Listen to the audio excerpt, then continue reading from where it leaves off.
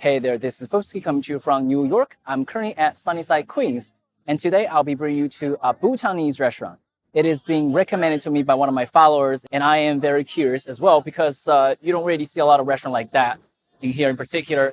I don't think I ever had any Bhutanese food here at all. I had some like Nepalese, Tibetan, Himalayan-ish food, but not Bhutanese.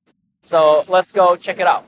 Hey there, Fufski here. I'm now already seated at this restaurant called The Weekender. It is a Bhutanese restaurant. This is really a restaurant that's hidden deep inside the neighborhood, and you will only go there if you know this place specifically. So I'm glad that one of my followers recommended me this restaurant because it is very unique.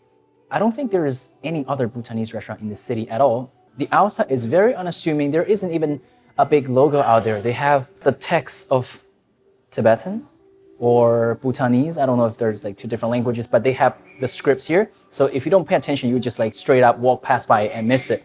Inside the restaurant consists of two parts. One is restaurant, another is bar. You actually have a pool table and there is a glass you can see through. And of course you have all the portraits, the king of Bhutan and everything. Very nice. So I just look at the menu and I ask some recommendations from the owner. I have to say like I'm completely confused because those names are pretty alien to me. I ordered some dishes from their recommendation instead of our own choosing, and I'm gonna have to see the dish by themselves to figure out what they are. I mean, I kind of know what they are, but like now my mind is being completely messed up because of all the names. So we'll see in a bit. So this is a free beer that's given to us. It's alcohol free, probably a marketing campaign, but I have to say it does really taste like beer, like with alcohol. Of course, it's lighter. It's not as foamy. You don't have that rich texture because it's not the real alcoholic beer, but still, I mean, pretty similar. If you don't tell me, I probably wouldn't tell. All right, so now we have our food. It is very interesting. I have to say, I have never had any of these before. I had Nepali food before, but I would say these are still pretty different from that of Nepali. So the first one is called Sikam Datsi. Basically sun-dried pork with cheese and some peppers. All right, they use knife and spoon. For a moment, I was expecting chopsticks, but oh well. Oh wow, this is really good. The pork is fatty with this nice concentrated flavor. It's sort of like a cured meat, like in Chinese, 腊肉. This one tastes like that, cured pork strip with pepper and cheese, but the cheese here is not like the cheese you have in the States. It's more like a creamy coating that just wraps around the entire plate of items. It's not very heavy. It's a mild, creamy, cheesy flavor, but that pork is very nice. All right, so this is our second dish. This is Shakam Paa, sun-dried beef with chili. No cheese this time. And they actually do have chopsticks. Very good. All right, let's try this.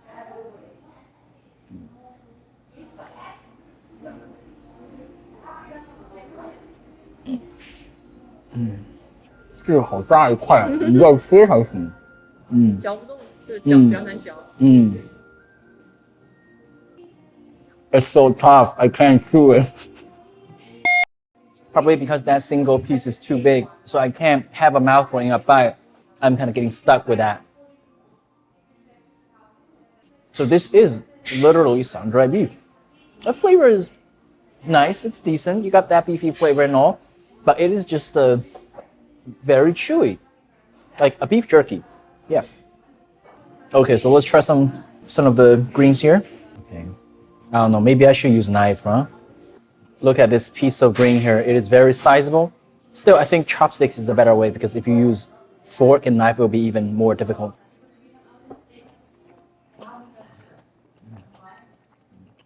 This is just stir-fried vegetables, a bit spicy. Onions, and this one is like a green vegetable, similar to bok choy but tougher. I don't exactly know like if there's an English name for it. But, well, yeah, this is the dish. It's very, I guess, I'll say that jerky is a bit tough to chew and all. Well, but it's decent, nevertheless. Okay, so I also have a bowl of rice as well. So apparently Bhutanese, they do eat rice, just like the Chinese do. So I'm just gonna eat it like sort of the Bhutanese or Chinese way. Just have the dish with the rice. This is almost like the white rice, but still a little different. I think this is a different species because you can see from the, not the husk, but on the edge of the rice, it does have a little bit of red tint. It feels like rye rice, but flavor-wise, it's a bit different. Maybe red rice, but without the husk. But still, it's good to pair with the dish. I have to say this Sikam Datsi is really good. All right, next dish we have Bumthang Putang. This is basically buckwheat noodle. Looks like the Japanese soba, but this one with cilantro on top. So let me try. Okay. Yeah, this is just pure noodles, pure carb. Okay, so let's have some pure carb here.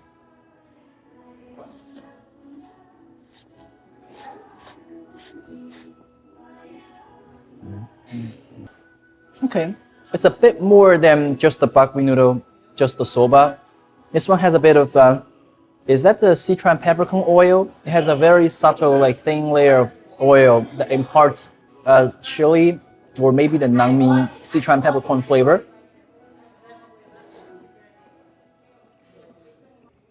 Better than the Japanese soba. So what's very interesting is that I think this is indeed Sichuan peppercorn oil. That I thought the Sichuan peppercorn is only used in Sichuan, or maybe it's adjacent province. Well, I mean, Tibet is literally adjacent to the Sichuan province, but this is not Tibet, this is Bhutan. But I understand that they share like some cultural similarity, and because we trade and everything, their ingredient might pass along. But still, it's kind of surprising and refreshing to see the Sichuan peppercorn oil used in such a way. But other than that, it's a pretty simple noodle. It's just buckwheat noodle with a bit cilantro, with a bit of the Sichuan peppercorn oil. That's it. This basically serves as a pure carb. All right, our next dish, we have this called Jasha Maru, basically chicken stew, or else it's like a chicken soup with a lot of chicken shreds in there. There are some pepper, basically a chicken soup. Well, this is basically a Bhutanese chicken soup. You have the chicken, you have the soup, you got the flavor from the pepper, you can taste a bit peppery flavor, the tomato, and I think there is a bit cheesy flavor too. I'm not sure if they add cheese or not, but the color does have a bit white tint to it. And the flavor is a bit similar to the first dish that we have. I think there is a bit cheese in here. This is a hearty chicken soup. So this is our last dish, Gondo Datshi, egg with cheese, in a very similar preparation as the first one, the pork with cheese, Sikam Datsi. Yep. All right. It smells very nice though.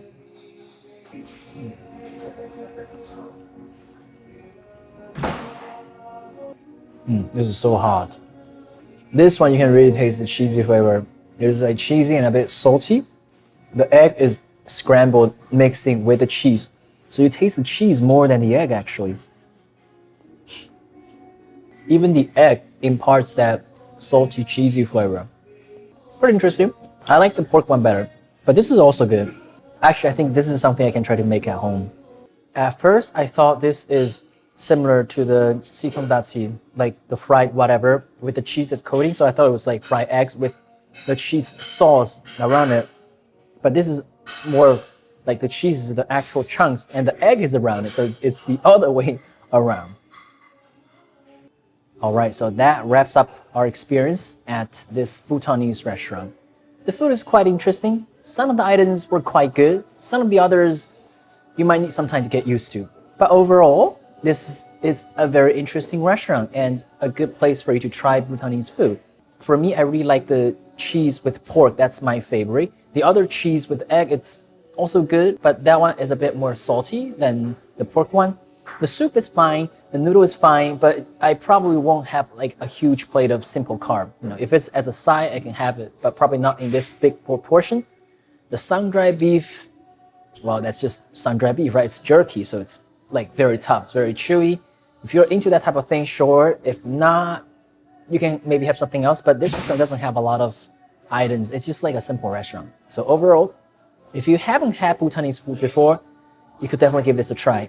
If you had Bhutanese before, that's not possible. Like you can't have it before. So anyway, so that is the video. This is Fufski. I make videos about food, travel, and culture.